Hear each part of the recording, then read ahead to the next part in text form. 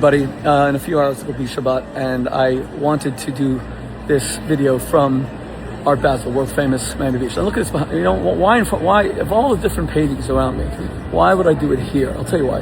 Because it's a panther. Now my son Yosef was in Sayeret Golani in the IDF. It's one of the elite reconnaissance combat units. And what's their symbol? It's a panther. And this week's Parsha is all about being a panther. It's about being a fighter. My name is Jacob Shmuel, so I've always identified with Jacob, and Jacob has to confront Esau, his brother, who hates it. Sometimes we have toxic siblings who are just sick, and Esau was like that. He was murderous, and Jacob needs to get him out of his life. And by the way, very often people ask me about toxic relationship with siblings, like Yaakov had with Esau, and should you get rid of them? And the answer is, unfortunately, yeah. If it's going to affect your marriage and your children, that comes first. And your nuclear family comes first. There are a lot of toxic siblings. Parents are more important. We're commanded to honor them, and if they're toxic, you got to try your best. But if there's a toxic brother or sister, you may be forced to cut them out of your life. And that's what Yaakov decides. He decides Esau is crazy, Esau is a killer, but he has to pass through Esau's territory to get home to his parents.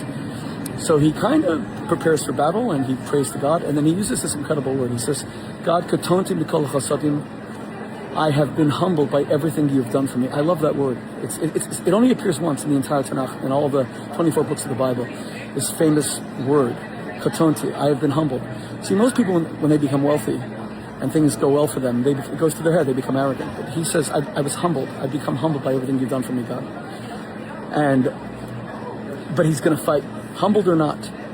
Being small, being humble does not mean you're not ready to fight. He prepares to fight Esau. And as he's preparing, he's attacked by a demon, by this demonic angel, the archangel of evil, of Esau. And they wrestle the entire night. And then Jacob actually is victorious. And his name is changed from Jacob, which means Yaakov, heel, because he was born holding on to Esau's heel. And a lot of us Jews feel that we're holding on to the heel. We're born with a foot stuck in our faces. Anti-Semitism, rejection, repudiation, second-class citizenship, extermination, genocide.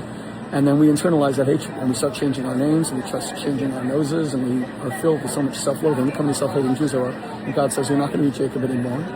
You're going to be Yisrael. You have gone from being the heel, the person who's tread upon, to he who wrestles with God and is victorious. He who wrestles with God is because you wrestle with God and with people and are victorious. You know, my friends, I wish I didn't have to fight the Fountain Blue or all these other battles. But you see, some battles are forced upon you.